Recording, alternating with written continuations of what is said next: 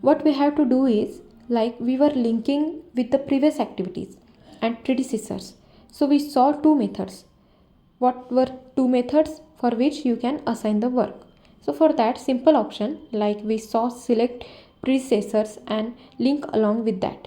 You can give value of predecessors. And third is, suppose I have G task here and I have to link it with previous task. So you can see here that the start date is showing around 8th, but what I have to do is that the task should come here. So the predecessors of the task we have to give it there.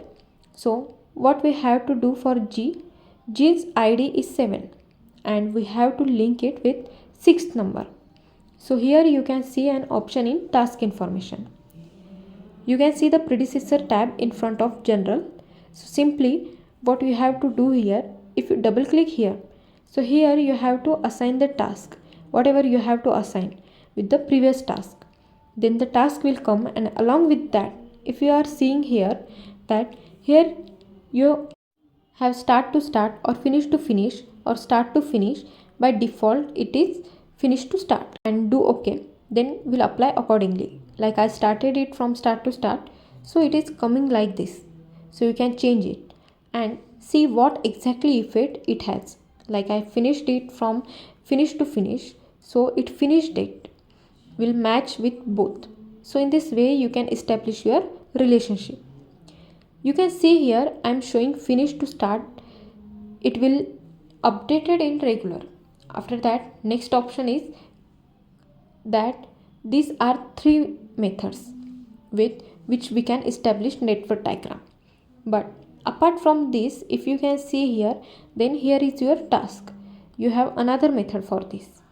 So in Gantt chart, as you right click here you have to apply both successor and predecessor. So what you have to do is right click in Gantt chart, and as you right click here, then here you will get the option of show split.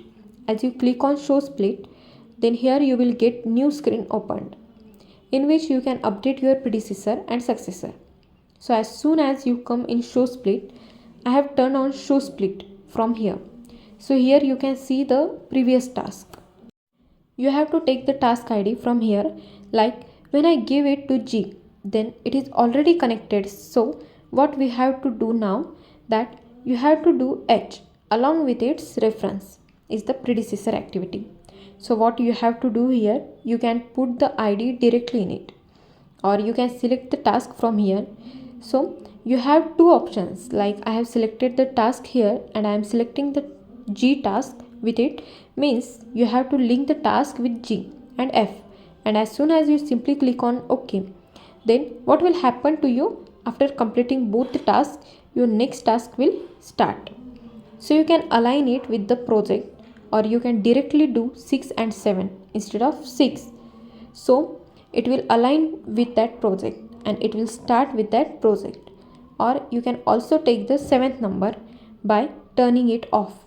You can also change it from top down, or you can change it from here too.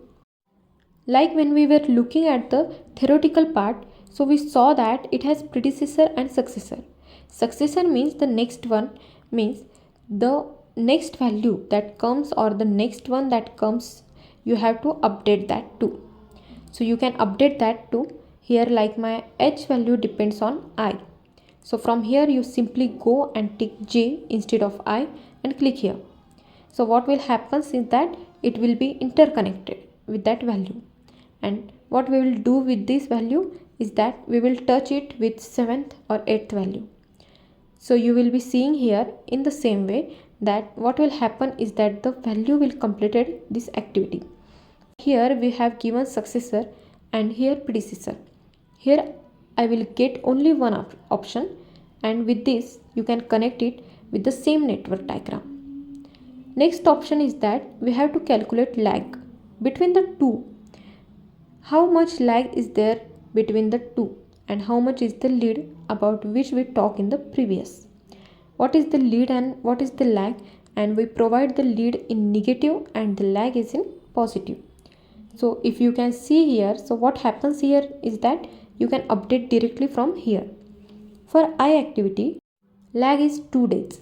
So here what you will do is give 2 days and you will click OK. So here what will happen for that activity, here your lag will be updated. So in the same way you can give lead, but for that simple option is here. Instead of plus 2 days you have to put minus 2 days, and as soon as you do minus, then what will happen here, you will see this lead here. That means the extra time you have, so it decrease in it.